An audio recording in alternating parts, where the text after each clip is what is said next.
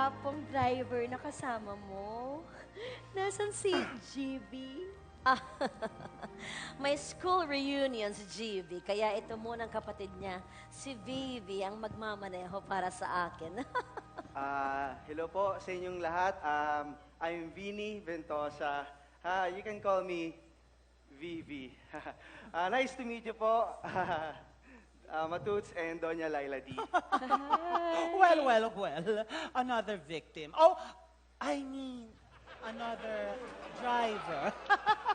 Sabi ko nga, ano ka ba naman, lahat ng mahal na sa buhay ni GV ay mahal ko rin. Remember that, Vivi, ha? Opo. Mabuti na lang palagi may libreng pamerienda dito sa bahay ni Doña Evita. Habang pinaghihintay tayo at nakikita kang kasama yung Vivi mo. Ang tawag dyan ay complimentary snack. Provided yan ng DOM Shopping Center as a sign of courtesy para sa mga VIP customers nila. Ay, naku, ganyan po talaga si Doña Laila D. Tambay sa grocery para hintayin yung mga sample at free taste doon. Para makapagmerienda, madam. Doon ko din po niyayaya yung mga kabarkada ko, mga driver para, alam niyo na, makapagmerienda ng libre. Di ba, ganun din po kayo, no? Yung mga kuripot po. Ay, hindi ako kuripot. No. May pambili ako. Mas masarap nga lang talaga yung mga free taste kasi ang mga sample of free taste kasi na binibenta nila, napakasasarap nga. Minomonitor ko rin kasi ang diet ko. OMG, Laila D. Ano ba yung ginagawa mo? Masama sa imahe ng mga DOM yan. Tandaan mo, ang mga donya, hindi kinakailangang magtipid. Siyempre pa, hindi rin kailangang magastos. Welcome to DOM Shopping Center. Baka nagtataka kayo kung bakit kayo dito pinapunta. Well, bilang mga junior donyas, sisimulan ko na ituro sa inyo ang nalalaman ko sa ating Donyaism Book 2, Chapter 1, Donyas for All Occasion. Donya for all occasions? Tama ang narinig nyo. Turn your book to chapter 1, page 8. Nakalagay dyan na ang isang donya ay dapat handa sa lahat ng klase ng okasyon. At tulad ngayon ay paparating na ang Kapaskuhan, panahon na ng pagbibigay ng regalo sa mga mahal natin sa buhay. Oh, Doña Evita. Kahit hindi naman Pasko, ay lagi naman ako may regalo sa GV ko at sa pamilya niya. Doña Dubing, puro naman po giveaways at freebies ang binibigay nyo kay GV You know what? Ito naman si Matuts. Hindi nakakakuha ng freebies at giveaways yan. Paano ba naman ayaw gamitin yung cards na binigay ko sa kanya? Matuts, may credit cards ka naman pala. Bakit hindi mo gamitin? Ha? Anong credit cards? Rewards card, disadvantage card, pasuki card, at text card lang naman yun sa tindahan ni Aling Boring. At saka, hello, hindi kaya mabili to, kaya mababa lang yung points. Dahil maliit lang yung points, hindi ako makakuha ng freebies tsaka mga giveaways. Ay mo, wala kasi akong time mamili. Mabuti pa, simulan na natin ating lesson. Na tuwing Pasko ay dapat busy ang lahat sa pag-shopping. Kaya naman bibigyan ko kayo ng Doña Evita Christmas shopping tips. Miss Tari! Yes. Tip number 1, laging mag-budget ng pangregalo. Yes, kailangan na huwag lumampas ang inilaang budget ang bibilihing regalo. Yeah.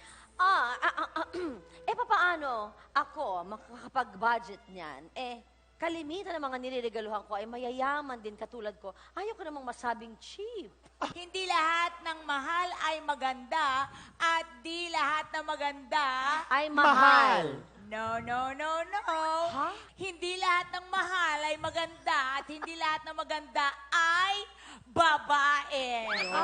Sa panahon ngayon, marami ng bading at mas maganda ba sa babae? Miss Tari? Hindi lahat ng mahal ay maganda at hindi lahat ng maganda ay babae. Noted po. Okay, ngayon ay magtungo na tayo sa ating next Christmas shopping tip. Miss Terry? Christmas shopping tip number 2. Kapag namimili ng pangregalo, huwag kaligtaan na gumawa ng listahan ng mga taong pagbibigyan. Ano ang ibibigay at kung magkano ang ilalaan. Katulad nitong listahan ni Doña Ivita. Yes! May kinilang ano?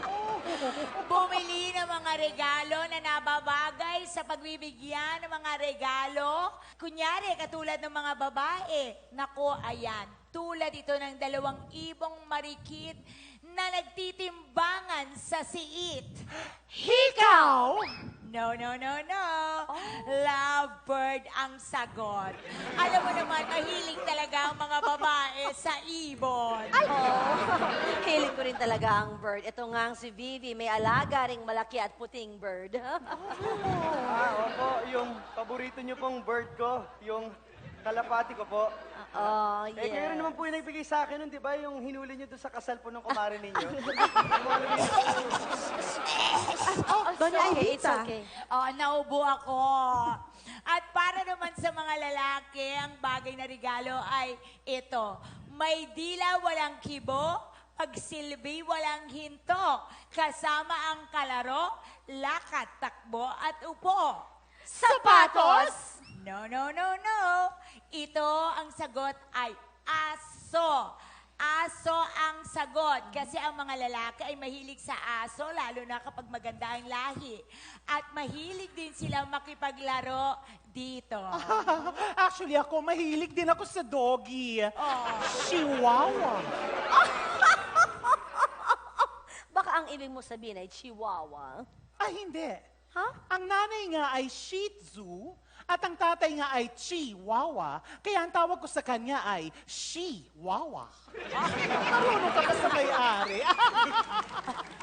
Ay, meron ding aso si Doña Ivita. Ang nanay niya ay bulldog at ang tatay niya ay Shih Tzu. Kaya ang tawag sa kanya ay bullshit. Bullshit. Kasi ang kulay ng aking aso ay puti at ang balahibo ng aso ko ay parang sheep. Kaya ito ay bullshit. Miss Dari, upo muna ako. Ano ang next tip, Miss Dari? Christmas tip number 3, online shopping. Pwedeng online ang bilhin ang ibang regalo dahil yun ay cash on delivery. Hindi ka na mapapagod, makakatipid ka pa ng oras at siguraduhin lang na ito ay may di-deliver bago magpasko. At dahil wala na akong oras para pumunta sa mall, dito na ako bumibili ng mga panregalo tulad ng makikita sa ibabaw ng higaan. Matatawag itong kasuotan ng malambot na katawan. Punda! Oh, no. Ang tamang sagot ay towel. Towel at ito ay parating nagagamit.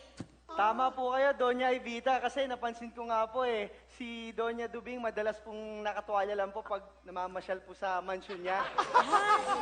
You know what, Vivi? Ibig sabihin lang nun, ang amo mo ay talagang ayaw gumastos at nagtitipid. Walang damit.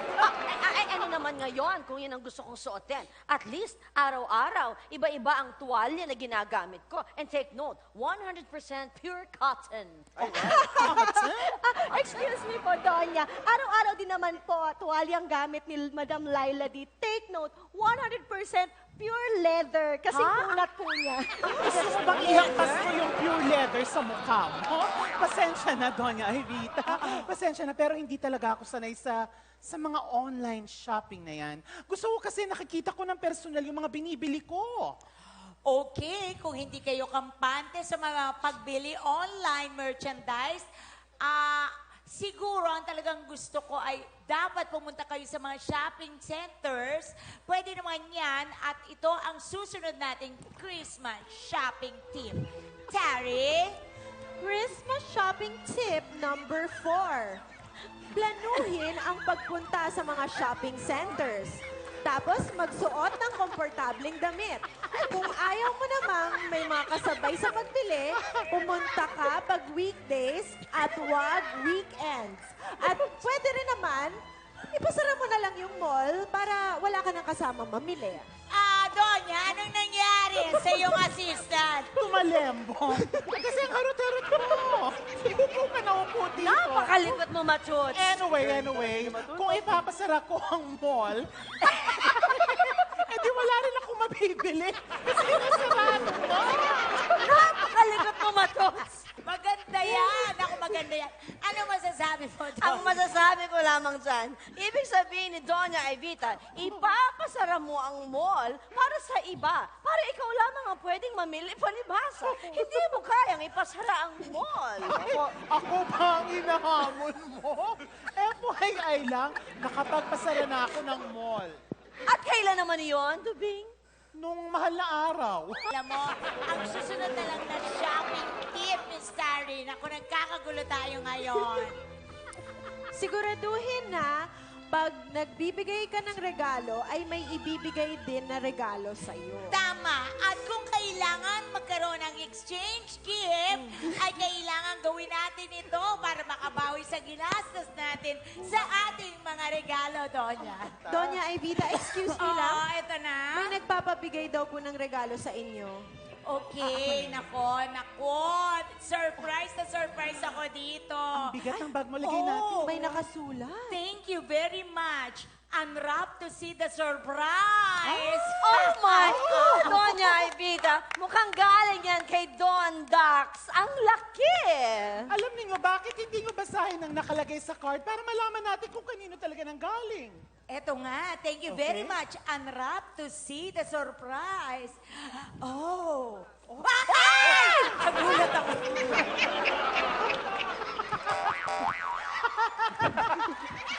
Kinabahan kami. Nagulat ako, totoo. Nakakaloka. Okay, basahin ang paper number 2 at sundin ang nakasulat. Paper number 2. Sa pang paper na yun? Nakaka-intriga naman ito, Doña Evita. Nakakaloka. Ang sabi ay, ipikit ninyo ang inyong mga mata at pagbilang ng 10 bago basahin ang paper number 3. Okay. Okay, ipikit natin ang Ipikit ating mga natin. mata Ipikit. at magbilang tayo. Okay. Okay. Game? Okay. 1, 2, 3. 1, 2, 3, 4, 5, 6, 7, 8, 9, 10!